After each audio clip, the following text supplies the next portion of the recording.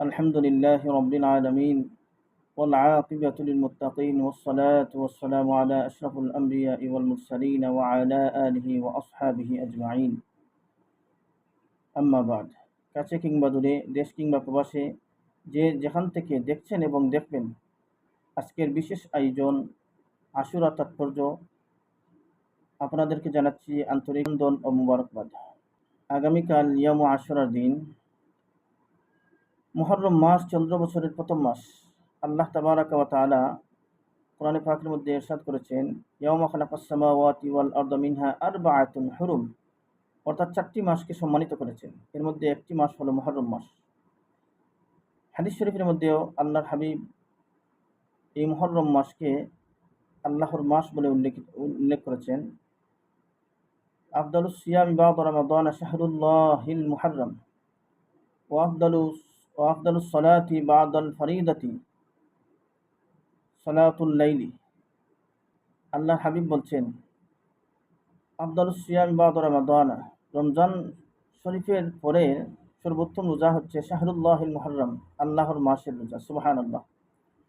ওয়া আফদালুস সালাতি বা'দাল ফরিদাতি, ফরজ নামাজের পর সর্বোত্তম নামাজ হচ্ছে সালাতুল লাইলি, রাতের নামাজ। সুবহানাল্লাহ।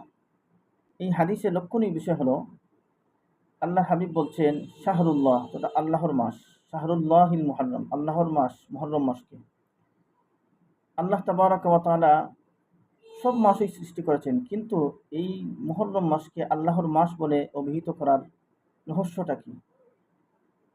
এর পিছনে কিছু রহস্য আছে এবং এই মাসে বিশেষ কিছু বৈশিষ্ট্যের কারণেই মূলত আল্লাহর মাস বলা হয়েছে।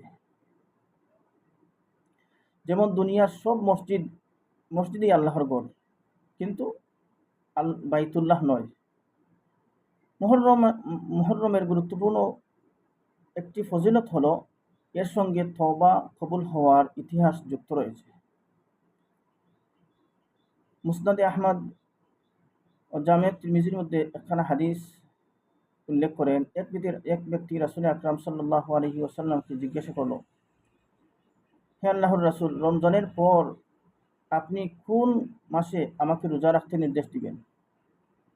আল্লাহর হাবিব উত্তর দিলেন, তুমি যদি রমজানের পর কোনো মাসে রোজা রাখতে চাও তাহলে রমজানের পর মুহররম মাসে রোজা রাখো, কেননা এই মাস হচ্ছে আল্লাহর মাস। সেই মাসে এমন একটি দিন রয়েছে যেদিন আল্লাহ তাবারাকা ওয়া তাআলা অনেকের তওবা কবুল করেছেন এবং ভবিষ্যতেও অনেকের তওবা কবুল করবেন। সুবহানাল্লাহ। এই হাদিসের যেই দিনের কথা ইশারা করেছেন সেই দিনটা মূলত আশুরার দিন।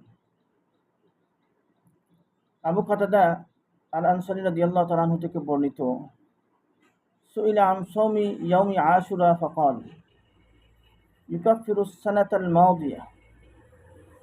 নবী করিম সাল্লাল্লাহু আলাইহি ওয়াসাল্লামকে আশুরার রোজার ফজিলত সম্পর্কে জিজ্ঞাসা করা হলো। তিনি বলেন, এটা বিগত 1 বছরের গুনাহের কাফারা হয়ে যায়। সুবহানাল্লাহ। অন্য এক হাদিসে ইরশাদ হয়েছে যে আল্লাহর হাবিব বলছেন, সিয়ামু ইয়াউমি আশুরা আহতাসিবু আলাল্লাহি আন ইউকাফিরাস সানাতাল্লাতী ক্বাবলাহু। যে ব্যক্তি আশুরা রোজা রাখবে, ওই ব্যক্তি আশা করা যায় ওই ব্যক্তির পূর্বের 1 বছরের গুনাহ আল্লাহ তাবারাকা ওয়া তাআলা মাফ করে দিবেন। সুবহানাল্লাহ। তখন আশুরায় আমরা কয়টা রোজা রাখবো? আশুরায় আমরা 2টা রোজা রাখবো।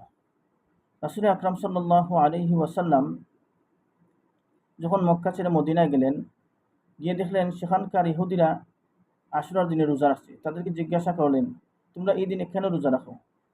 তখন তারা জবাব দিয়েছিল যে আমাদের পূর্বপুরুষ, আমাদের নবী হযরতে মুসা আলাইহিস সালাতু ওয়াস সালামকে আল্লাহ তাবারাকা ওয়া তাআলা এই আশুরার দিনে জালেম বাদশার কবল থেকে মুক্তি দিয়েছিলেন। এই জন্য শুকরিয়া স্বরূপ আমরা ওই দিনে রোজা রাখি।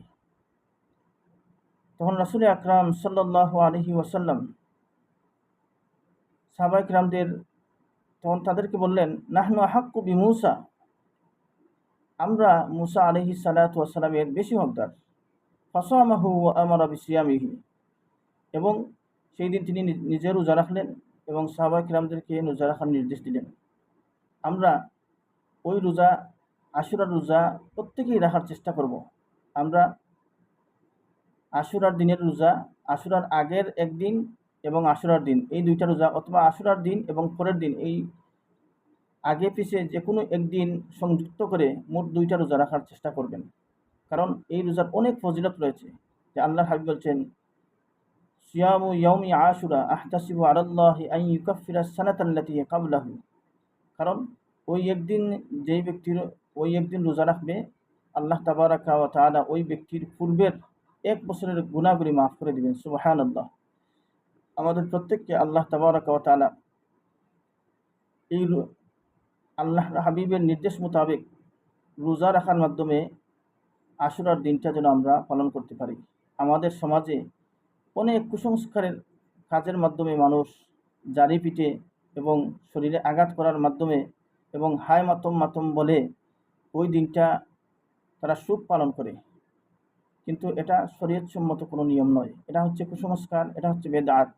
আল্লাহ তাবারাকা ওয়া তাআলা আমাদেরকে প্রচলিত ওই বেদাত থেকে মুক্ত করে আমরা যেন আল্লাহর হাবিবের নির্দেশ মতো, আল্লাহর হাবিবের সুন্নত মোতাবেক আমরা ওই দিনটাকে পালন করতে পারি। আল্লাহ তাবারাকা ওয়া তাআলা এই তৌফিকটুকু দান করুন। আমিন। আসসালামু আলাইকুম ওয়া রাহমাতুল্লাহ।